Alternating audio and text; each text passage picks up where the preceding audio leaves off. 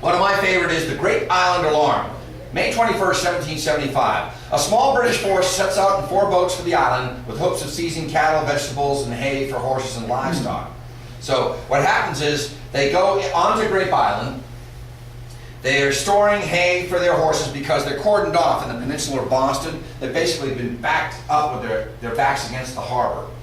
And some militiamen come across from Weymouth, which used to be connected to Grape Island, and storm and light up the barns on fire and chase the British off of Grape Island back onto their ships, and they fled. So that's basically the second armed conflict of the American Revolution. The big fire, though, of course, was Charlestown. Burning of Charlestown, it left only a little over a dozen structures remaining. And because the order was given by Admiral Howe to burn down Charlestown with what was known as carcasses, which is hot shot, which are cannonballs filled with pitch. The Falcon, the Symmetry, the Somerset, the Glasgow, and the Lively opened up and fired on Charlestown with hot shot. This is while the engagement of Breed's Hill was going on. And had it not been for that particular action, then the Charlestown Regiment, who saw their homes burning, were some of the last to fall on Bunker Hill. And it was a bloody battle. In fact, one of the generals was quoted as saying, "We can't afford another victory like that." And that's one of the reasons why they didn't go up and seize Dorchester Heights in March of 1776, when William Knox's cannon were perched atop Dorchester Heights, one of the 2 strategic points outside of Boston Harbor, in addition to Bunker Hill. But it was a bloody battle.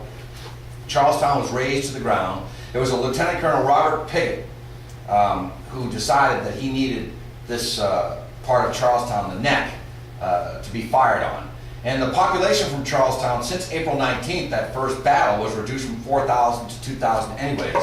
So many had chosen to flee Charlestown, and the British had actually retreated there. So the British were actually burning their own bivouac.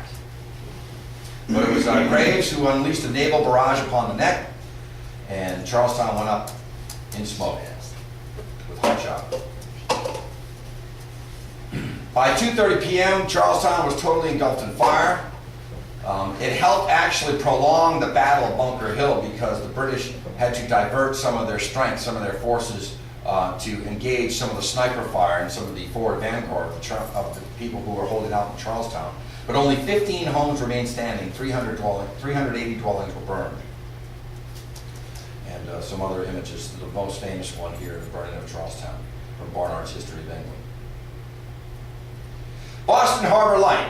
Well, first lighthouse built on the site dates back to 1716. The current lighthouse dates from 1783. Has anybody had a trip out to the Boston Light?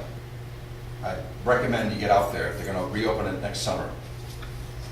But it was also destroyed several times. June 1774, it was the Boston Port Bill went into effect, which was referred to the colonists as the Intolerable Acts. And that forbid any cargo to be imported or exported from the port of Boston. And in June of 1774, the British occupied Boston and the light passed into their hands. So on July 20th and again on July 31st, the Americans dismantled the station and burned the wooden parts of the tower and the buildings. They burned their own lighthouse.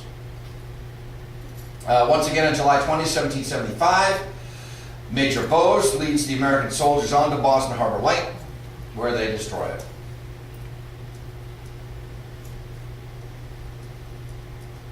Now, some other fires in the Revolution. Falmouth, Moab, shells Falmouth, again with hot shot, pitch. It was an operation that didn't have to take place. It wasn't really a success. Following the bombardment, Moab went to Booth Bay, where he set fire to a few houses and raided them for livestock. But his expedition was faltering to an end. The decks of some of his ships had been inadequately braced for prolonged gunnery, and many of his guns had jumped their mounts. So in other words, he had unleashed this barrage on modern-day Portland, or the town of Falmouth. He had fired so many shots that he had destroyed some of the decks and some of the cannonade on his ships for no good reason. The houses were set apart. It wasn't really a key colonial stronghold. It was just a small town. So he returned to Boston, and for all intent and purpose, that was his last great military act, because Admiral Graves, his friend, was relieved in December of 1775, so these punitive raids were gradually abandoned. Another one, 1775, Captain James Wallace, commanding the HMS Rose, fires on Stonington, Connecticut, setting that ablaze.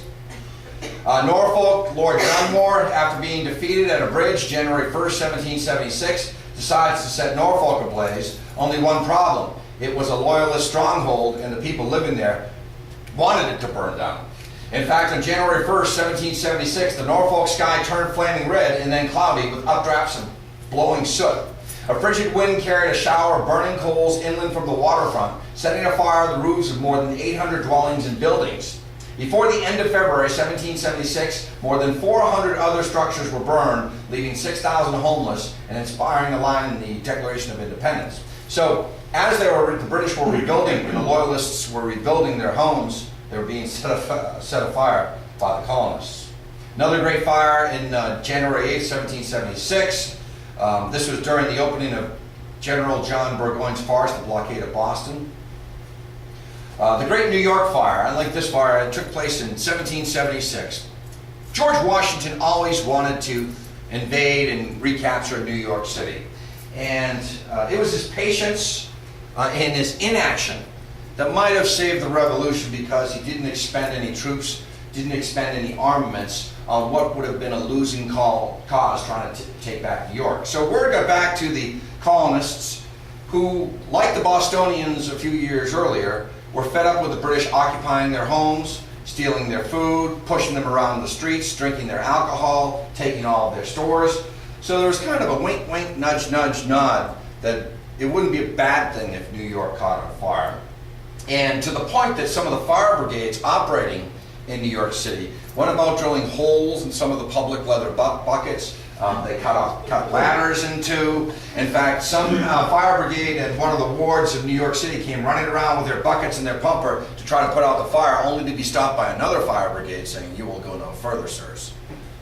So I always found that interesting that September 21st and September 22nd, the burning of New York, that men were prevented from putting up. In fact, there's quite a beating going on right here. And you can see the area that burned New York. Why? Large. We're going to look at another New York fire. Do you know what town in America has had the worst luck with fires in the 18th century and the 19th century? It's weird. Charlestown, but Charleston, South Carolina. Fires in 1700, even Blackbeard sailed into 1718, sailed into Charleston and lit some fires. First major battle of the Revolution with 15 British warships in 1776. 15 troops attacked Fort Moultrie. January 15, 1778. A huge blaze wipes out half of the city, including the original Huguenot church. 250 dwellings, stores, warehouses, and the Charleston Library with over 6,000 precious volumes. And then a huge powder magazine explosion in May of 1780, where over 200 were killed and 60 were burned beyond recognition. Others took place 1779, but they had fire problems throughout their history in the 1700s and 1800s.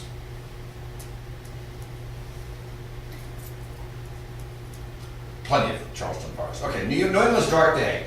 As I mentioned, I'm going to be coming back here in March to talk about this strange phenomenon, but essentially here's the story. May 18, 1780, it goes dark in New England. Southern New England for the most part. And pieces of burnt leaves are continually falling, and rainwater in southern New Hampshire is covered with scummy soot.